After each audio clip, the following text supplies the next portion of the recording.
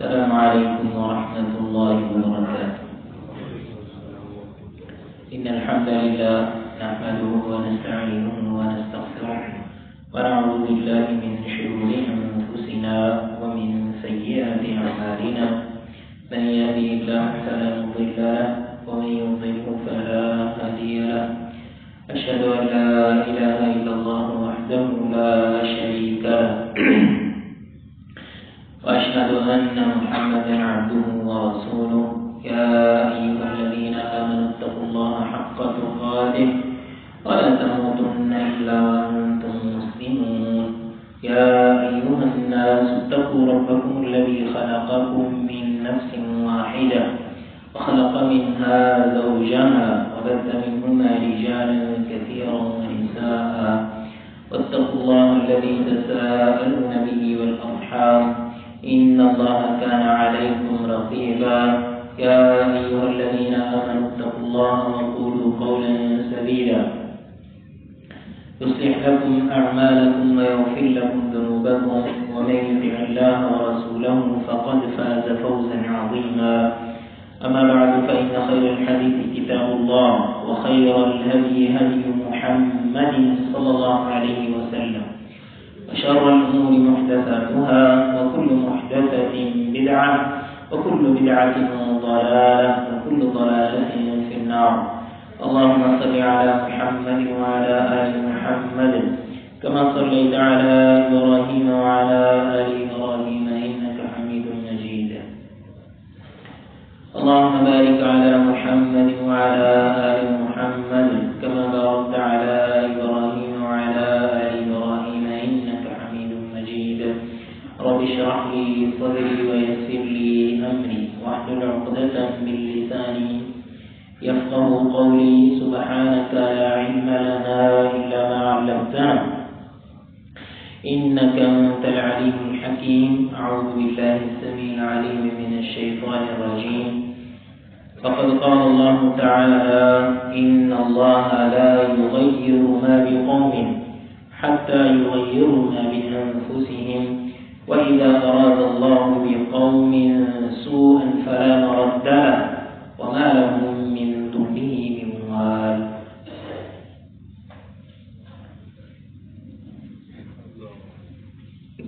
آج کا خطبہ جمعہ کا موضوع یہ ہے کہ اللہ تعالیٰ نے ہمیں خیر کے جو کام کرنے کی توفیق دی ہے ان کے اوپر استقامت اختیار کرنی چاہیے، ہمیشہ اختیار کرنے کی کوشش کرنی چاہیے اور خیر کے اس کام کو جتنی دیر لمبا چلایا جا سکتا ہے اس کو چلانے کی کوشش کرنی چاہیے. اللہ تعالیٰ نے تہجد پڑھنے کی توفیق دی ہے تو اس پہ باقی رہنا چاہیے. اشراق کی توفیق ملی ہوئی ہے تو باقی رہنا چاہیے. جمعے سے پہلے آ جاتے ہیں، اللہ تعالیٰ نے یہ توفیق دی ہوئی ہے تو اس اچھی جو عادت ہے اس کو باقی رہنا چاہیے. اسی طرح نمازوں سے پہلے آ کے نوافل ادا کرنے کی عادت ہے، نماز کے بعد کے نوافل بھی ادا کرنے کی اللہ تعالیٰ نے توفیق دی ہوئی ہے. تو یہ جتنے بھی خیر کے کام ہیں ان کو باقی رہنا چاہیے. اس کی وجہ یہ ہے کہ یہ جو نیکیاں ہیں یہ انسان کے لیے نعمتوں کا ذریعہ بنتی ہیں.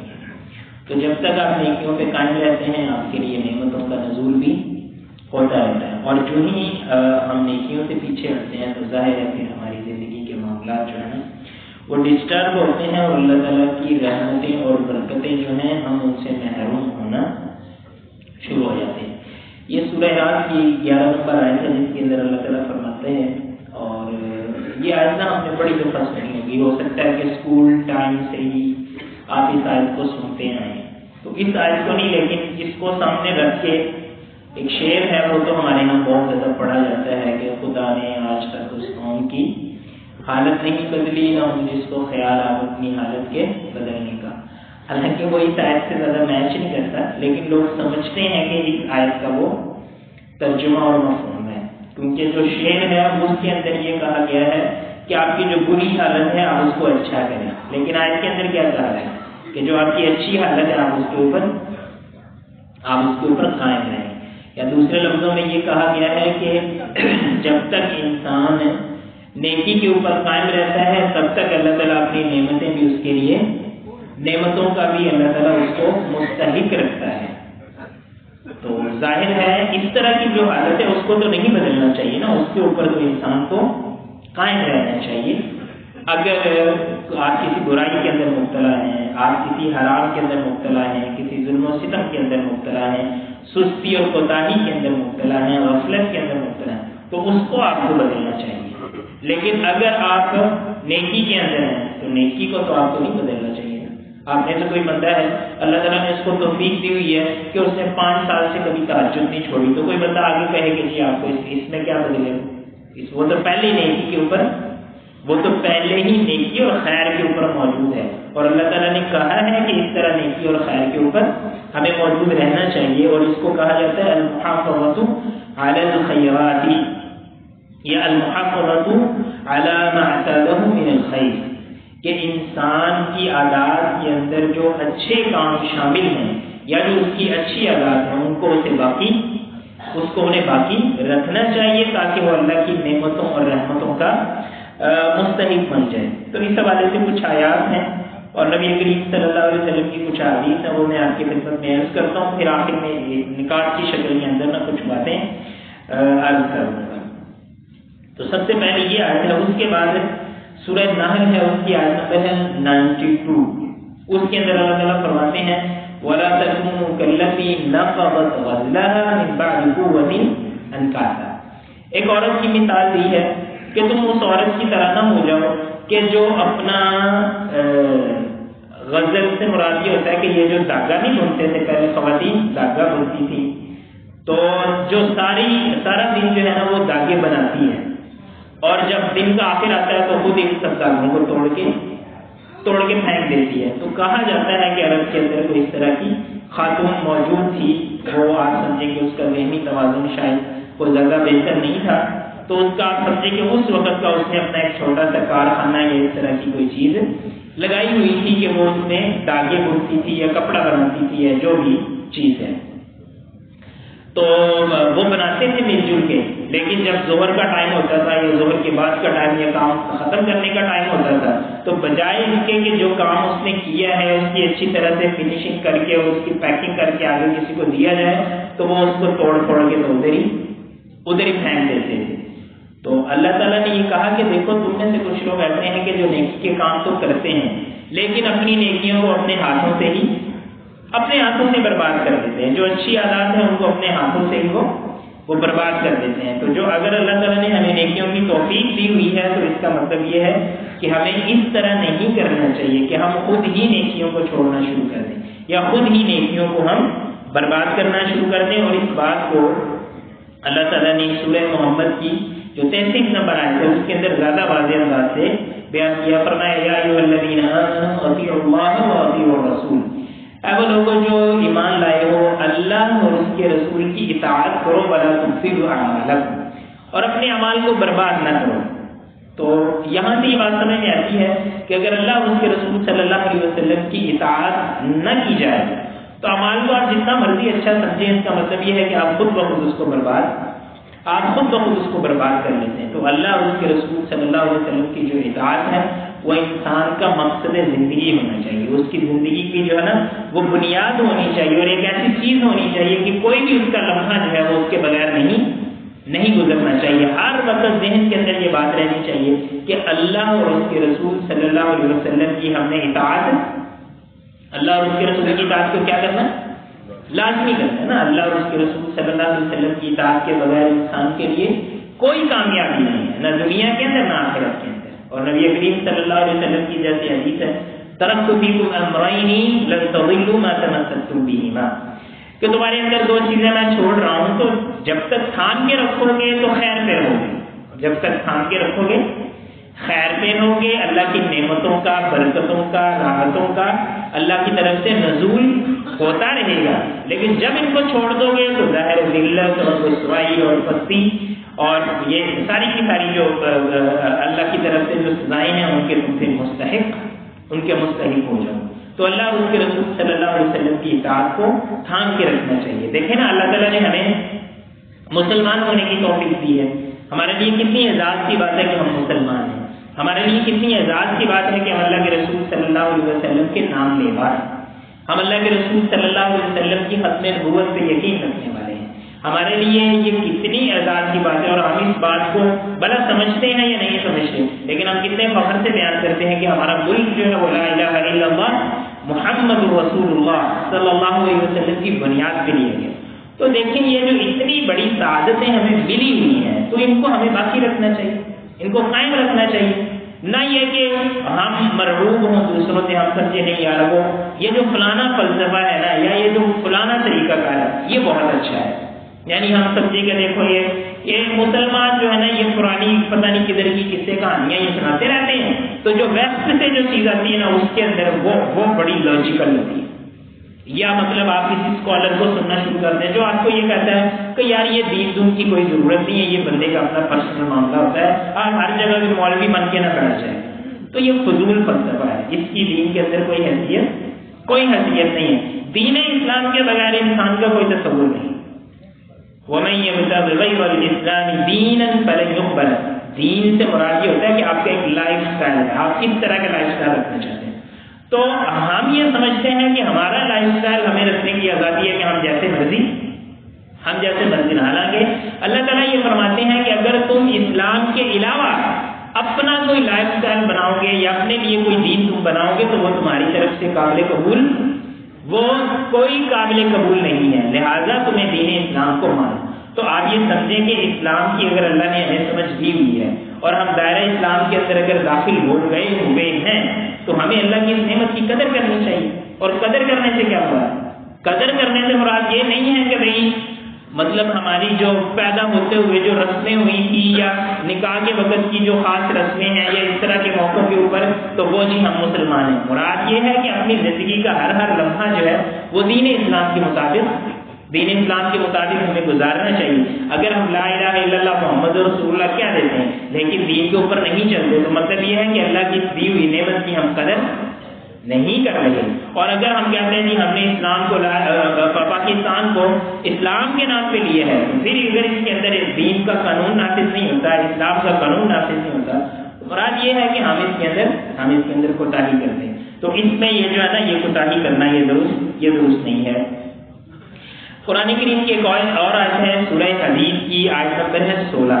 تو اللہ تعالیٰ نے یہ یہودیوں کے بارے میں کہا ہے وَلَا يَكُونُوا كَالَّذِينَ أُوتُوا الْكِتَابَ مِن قَبْلُ فَطَالَ عَلَيْهِمُ الْأَمَدُ فَقَسَتْ قُلُوبُهُمْ، کہ آپ نے ان لوگوں کی طرح نہیں ہونا کہ جن کو کتاب دی گئی تھی، جن کو اسلام کی سمجھ دی گئی تھی۔ اسلام سے مراد ہوتا ہے وہ دین جو اللہ تعالیٰ نے شروع سے ہمارے اوپر نازل کیا ہے۔ اگر یہ اسلام کے آنے کے بعد ہم نے کہا کہ فلاں یہودیت ہے اور فلاں نصرانیت ہے تو اسلام سے مراد ہوا کہ جو اللہ کا دین ہے اور جو اللہ نے کتاب نازل کی ہے اور جو اللہ تعالیٰ نے توحید نازل کی ہے، تو آپ ان لوگوں کی طرح نہ ہو جائیں کہ جن کو ایک دفعہ توحید کی سمجھ آ گئی، دین کی سمجھ آ گئی، انبیاء کو انہوں نے ماننا شروع کر دیا، لیکن جیسے جیسے وقت گزرتا گیا وہ دین اسلام سے یعنی اللہ کی تعلیمات سے وہ دور ہوتے گئے۔ اور ایسے ہی ہوتا ہے جیسے جیسے انسان کے اوپر جو ہے نا وہ وقت گزرتا جاتا ہے تو انسان جو ہے وہ دین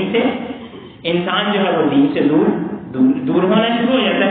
جیسا کہ آپ سمجھیں کہ جو ہمارے آباء و اجداد تھے جب انہوں نے اسلام کے نام پہ یہ ملک حاصل کیا تھا، قربانیاں دی تھی، تو انہیں اس بات کا کوئی نہ کوئی احساس تھا۔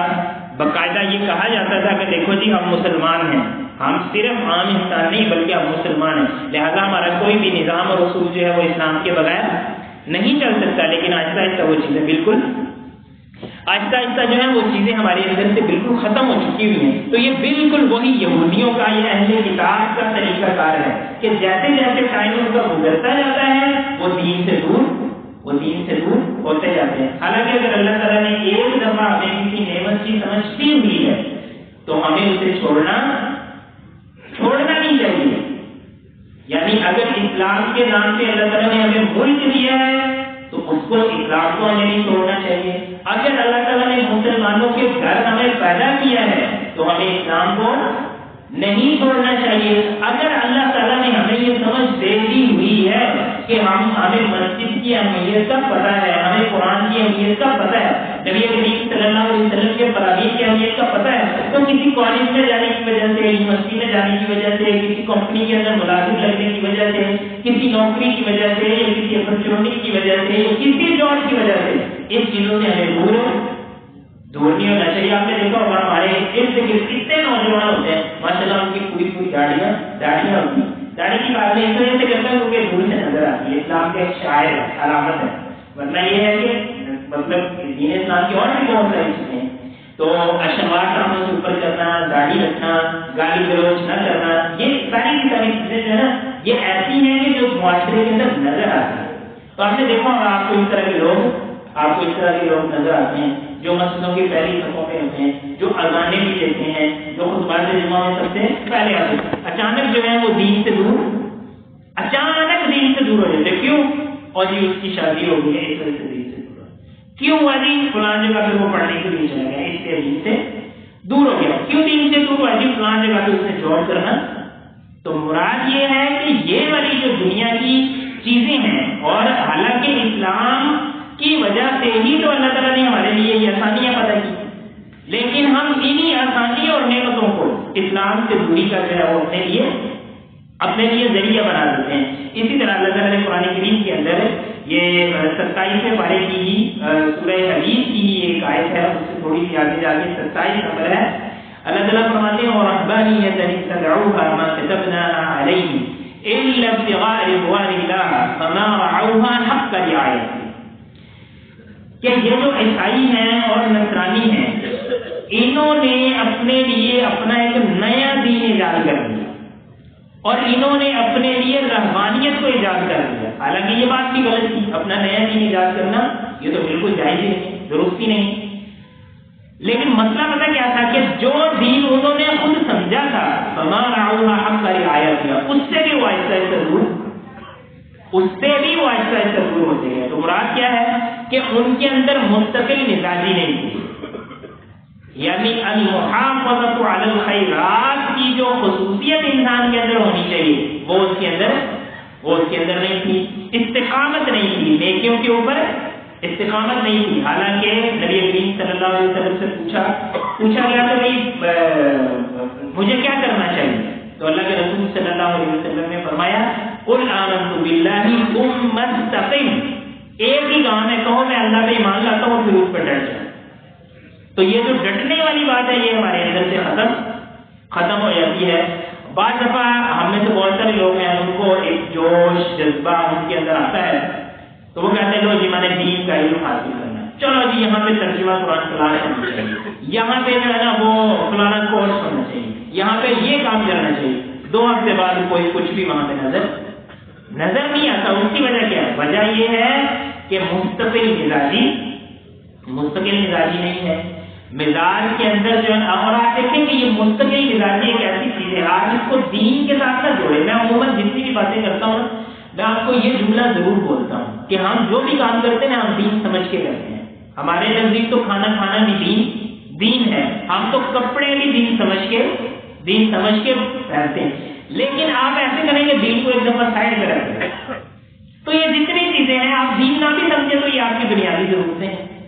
ایک اچھا انسان ہونے کے لیے آپ کو وہی کرنا پڑے گا جو دین ہمیں بطور دین کے یا بطور عبادت کے کرواتا ہے۔ تو آپ سمجھیں کہ جس کو ہم نے دین کے اندر استقامت کہا ہے اس کو ہو سکتا ہے کہ کسی اور جگہ پہ اس کو مستقل مزاجی کہا جاتا ہو، کنسسٹنسی وغیرہ کے الفاظ اس کے لیے بولے جاتے ہوں یا اس طرح کی اصطلاحات بولی جاتی ہوں، لیکن اندر سے بات وہی نکلتی ہے کہ بھیا آپ نے جو ہے نا وہ مستقل مزاجی سے کام کرنا، یہ نہیں کہ کبھی کر لیا اور کبھی چھوڑ دیا۔ تو یعنی دین جو بطور عبادت کے ہم سے کرواتا ہے، اگر ہم دین سمجھ کے نہ بھی کریں تو اللہ کے بندوں ہماری دنیاوی مجبوری ہے، ہماری پروفیشنل مجبوری ہے۔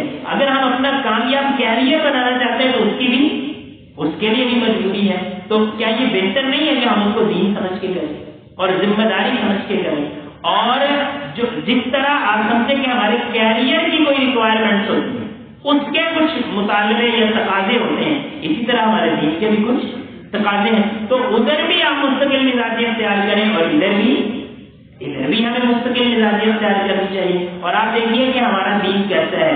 اور ظاہر ہے یہ اللہ کی بات ہے نا, ہم میں سے کسی کی بات تو نہیں ہے.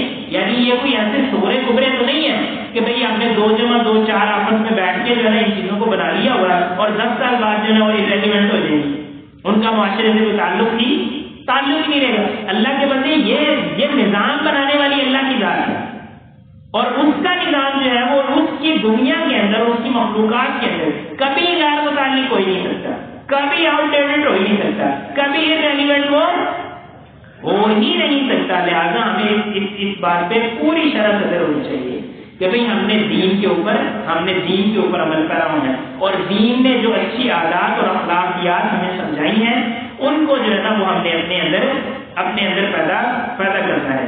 تو یہ جو باتیں ہیں ان کا خلاصہ یہ ہے, یعنی یہ جو قرآن کریم کی کچھ آیات میں نے آپ کے سامنے پڑھی ہیں, اس طرح نبی کریم صلی اللہ علیہ وسلم کی ایک حدیث ہے, وہ بھی میں ذکر کر کے پھر آگے جو ہے نا وہ اس کا خلاصہ جو ہے وہ آپ کے سامنے رکھ دیتا ہوں کہ نبی کریم صلی اللہ علیہ وسلم کی حدیث ہے, احب الاعمال الی اللہ ادومها وان قل. اللہ کے ہاں محبوب ترین عمل یہ ہے کہ آپ اس پہ ہمیشگی اختیار کریں, آپ اس سے مستقل مزاجی اختیار کریں, بھلا وہ تھوڑا ہی کام کیوں نہ ہو. اس کی میں آپ کو مثال دیتا ہوں. آپ روزانہ قرآن کریم کا صرف 1 صفحہ پڑھیں, لیکن آپ روزانہ پڑھیں. یہ ان سے بہت بہتر ہے کہ آپ مہینے کے اندر 1 پارہ 1 دن پڑھ لیں. آپ جمعے والے دن قرآن کریم کا 1 پارہ پڑھیں گے, اس سے بہت بہتر ہے کہ آپ ہر روز ایک صفحہ پڑھیں. اور آپ یہ دیکھیں گے کہ ہر اعتبار سے آپ کو اس کے فوائد زیادہ سے زیادہ ہی ملیں گے.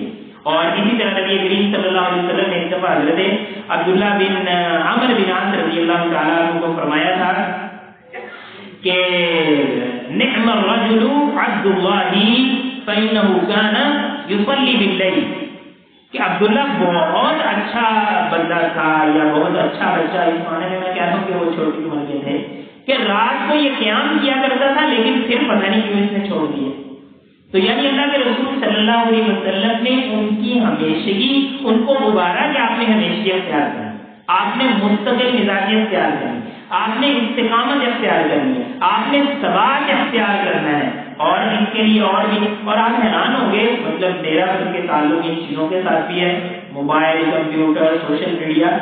تو یہ سوشل میڈیا جو ہے نا ان کے الگورتھمز بھی اس طرح کے بنے کہ اگر آپ اس پہ مستقل مزاجی اختیار نہیں کرتے آپ کو آگے نہیں آئیں گے.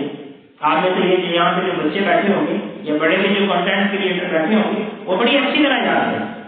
ان کو جتنی کہانیاں سنائی جاتی ہیں ان کے اندر یہ ہوتا ہے کہ آپ نے استقامت اختیار کرنی, آپ نے مستقل مزاجی اختیار کرنی, آپ اپنا جو ہے نا وہ آپ نے ایک شیڈول بنانا ہے, اس کی آپ نے پابندی کرنی ہے. تو اللہ کے مطلب یہ جو دنیا کے لیے ہم کرتے ہیں, جو سوشل میڈیا کے لیے ہم کرتے ہیں, جو اپنے سوشل سرکل کو بلڈ کرنے کے لیے ہم کرتے ہیں, وہی چیزیں جو ہے وہ 1400 سال پہلے اللہ کے رسول صلی اللہ علیہ وسلم نے بھی ہمیں بتائی ہیں. تو اگر آپ دنیا کے کہنے پہ عمل کرو گے تو وہ صرف آپ سمجھیں آپ کا ایک کام ہوگا, لیکن اللہ کے کہنے پہ کرو گے تو کام بھی ہوگا, ساری بات بھی ہوگی.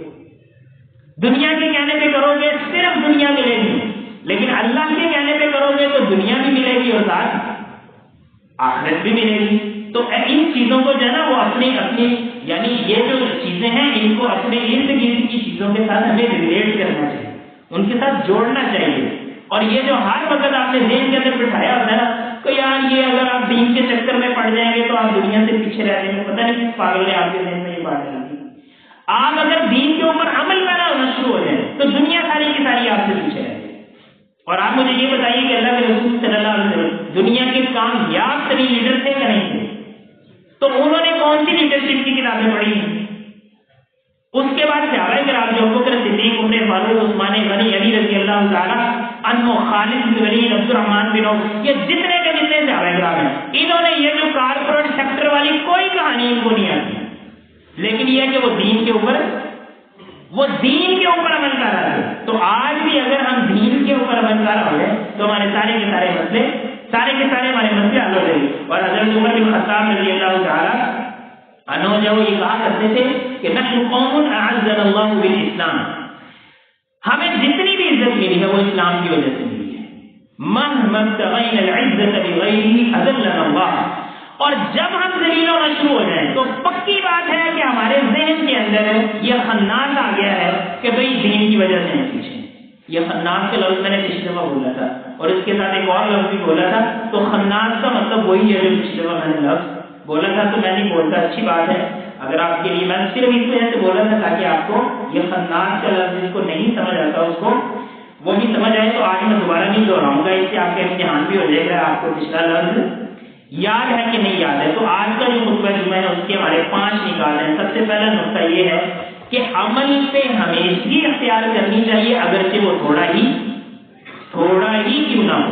اور آپ دیکھیں گے یہ جو میں آپ کو نقطے بتا رہا ہوں نا, آپ نا حدیثوں کو سائڈ پہ کر کے, قرآن کو سائڈ پہ کر کے, آپ اپنے کسی لائف کوچ سے جا کے یا موٹیویشن اسپیکر سے یا یہ جو کیریئر کاؤنسلنگ وغیرہ ہوگی آپ ان سے جا کے پوچھیں, وہ آپ کو یہی بات بتائیں گے. لفظ مختلف ہوں گے, تھوڑا بہت لفظوں کا ہیر پھیر ہوگا, لیکن ساری کی ساری یہی چیزیں ہوں گی کہ بھائی کام آپ تھوڑا کر لیں لیکن مستقل مزاجی سے کر لیں. اسی طرح دوسری بات یہ ہے کہ اگر آپ کسی چیز پہ ہمیشگی اختیار کرتے ہیں, پھر کسی وجہ سے اللہ تعالیٰ نے آپ کو کسی عذر میں مبتلا کر دیا اور اگر وہ وسیع طور پہ رہ بھی جائے گا تو اللہ تعالیٰ آپ کے اس چھوڑنے کی بھی قدر کرے گا اور آپ کو اس کا بھی ایسے ہی ثواب مل جائے گا گویا کہ آپ نے کام کر دیا. اور یہ باقاعدہ حدیث کے اندر یہ بات موجود ہے کہ ایک بندہ جو ہے نا اس کی اچھی روٹین ہے, وہ عبادات کرتا ہے, نیکیاں کرتا ہے, وہ ذکر اذکار کرتا ہے, وہ نوافل پڑھتا ہے, تہجد پڑھتا ہے, اشراق پڑھتا ہے. ایک دن ایسے ہی ہے کہ اس کو سردی کی وجہ سے بخار ہو گیا, اسی کی وجہ سے وہ کام نہیں کر سکا. اللہ تعالیٰ کہتا ہے میرے بندے کے لیے وہی لکھ دو جو اس کی روٹین کے اندر. مطلب یہ ہے, یہ نہیں کہ اس دفعہ اسے نہیں لکھا تو لہٰذا اس کی کٹوتی کر لو. یہاں پہ لکھا ہونا چاہیے کہ فلاں تاریخ کو یہ ڈیٹ ہے, یہاں پہ لکھا ہونا چاہیے کہ اس کی کٹوتی ہوگی, اس کی ڈیٹیکشن. تو اللہ تعالیٰ کے یہاں جو ہے نا مستقل مزاج بننے کا فائدہ یہ کہ اللہ تعالیٰ یہ کٹوتی والے چکر میں اس کو نہیں ڈالتے. اسی طرح اگر آپ کے اندر ہمیشگی کی عادت موجود ہے تو یہ آپ کے لیے پھر خیر کے اندر اضافے کا ذریعہ بنے. یعنی اللہ آپ کو اسی جگہ پہ نہیں رکھتا. ہم تو یہ سمجھتے ہیں کہ دیکھو ہم ایک جگہ پہ رکے ہوئے, تو دین کے اندر ایک جگہ پہ رکنا کوئی رکنا نہیں ہے. آپ اگر 1 مہینہ عبادات کی پابندی کرتے ہیں تو لازمی مطلب یہ ہے کہ اگلے مہینے میں اللہ تعالیٰ آپ کو اور توفیق دے گا. اور فرمایا والذین اهتدوا زادهم هدی, کہ جو ہدایت یافتہ رہتے ہیں اللہ تعالیٰ ان کی ہدایت میں اضافہ کرتا ہے. تو تیسرا نقطہ ہمارا یہ ہو جائے گا کہ اگر آپ ہمیشگی اختیار کریں گے تو اللہ تعالیٰ آپ کی ہدایت اور بصیرت کے اندر اللہ تعالیٰ اضافہ کرے گا. اور چوتھی بات یہ ہے کہ خدا نہ خواستہ اگر آپ نے خیر کے کام کرنے شروع کیے ہوئے تھے اور بعد میں آپ نے چھوڑ دیے ہیں, آپ یہ نہ سمجھو کہ دیکھو یار یہ کون سا ضروری کام تھا, اگر میں تہجد نہیں پڑھتا, یا میں اشراق نہیں پڑھتا, یا میں قرآن کی تلاوت نہیں کرتا. اگر آپ سے یہ چیزیں چھوٹنا شروع ہو گئی ہیں, آپ جمعے کے لیے پہلے ٹائم سے آتے تھے, اب آپ لیٹ آنا شروع ہو گئے, تو آپ اس کو عام روٹین نہ سمجھیں. اس کو آپ جو ہے نا وہ ایسے ہی نہ سمجھیں کہ کوئی یہ نارمل نہیں, اس کو بلکہ یہ سمجھیں کہ آپ کا واپسی کا سفر جو ہے وہ شروع ہو چکا ہوگا. تو مومن جو ہے نا وہ واپس نہیں آتا بلکہ آگے سے آگے بڑھتا ہے. اور آخری بات, اور آگے سے وہ پہلے بھی ہو چکی ہوئی ہے, 5ویں بات یہ ہے اگر جس طرح ہم یہ چاہتے ہیں کہ اللہ کی نعمتیں ہمیشہ ہمارے اوپر برستی رہے, تو اسی طرح اللہ کی اطاعت اور عبادت بھی ہمیں ہمیشہ ہی کرنی چاہیے. یہ کیسی عجیب بات ہے کہ ہم اپنی ذمہ داری کے اندر تو کوتاہی کریں, لیکن اس ذمہ داری کے اوپر جو ریوارڈ ملنا ہے ہم کہیں گے اس کے اندر کوئی کوتاہی نہیں. اللہ کو کوئی مسئلہ نہیں. اللہ تعالیٰ نے ہمیں گن کے نہیں دینا کہ تم نے کتنی رکعتیں پڑھ لی تو کتنی کر لی, تو میں تمہیں اتنا دوں گا تو اتنا نہیں دوں گا. لیکن یہ کہ اللہ تعالیٰ نے انصاف بھی تو کرنا ہے نا. افنجعل المسلمین کالمجرمین, مسلمانوں اور مجرموں میں فرق بھی تو ہونا چاہیے نا. سستی کے پہاڑ اور آپ سمجھیں کہ جو استقامت کے پہاڑ ہیں ان کے اندر فرق بھی تو ہونا چاہیے. اللہ تعالیٰ سے دعا ہے کلام بات کو سمجھنے کی توفیق عطا فرمائے. آمین وآخر دعوانا الحمدللہ.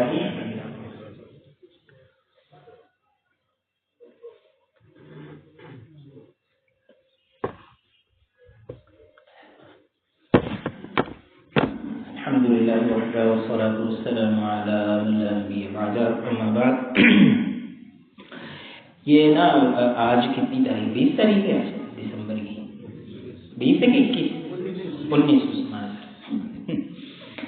یہ وہ کرسمس قریب آ رہا ہے تو ہمارے یہاں نا اس کے لیے بڑے ضروری قسم کی باتیں ہو سکتا ہے اگلے جمعے میں اس کو تفصیل سے بیان کر دوں، لیکن آج بھی میں عرض کرنا چاہتا ہوں ان چیزوں کا اسلام کے ساتھ کوئی تعلق نہیں ہے، اور ہمارے اسلام کا یہ تقاضا ہے، ہماری غیرت کا یہ تقاضا ہے، ہماری پہچان اور شناخت کا یہ تقاضا ہے کہ یہ ہمارے اندر چیزیں نہیں آنی چاہیے۔ اس کی وجہ یہ ہے کہ یہ اللہ کی ذات کے ساتھ سیدھے کا سیدھا کفر اور شرک ہے، اور اللہ کے رسول صلی اللہ علیہ وسلم کے آنے کے بعد یعنی اللہ کے رسول صلی اللہ علیہ وسلم کی امت میں سے ہم ہیں، یہ اللہ کی نعمت ہے، اور اگر آپ اس طرح کی حرکتیں کریں گے تو اس کا مطلب یہ ہے کہ ہم اس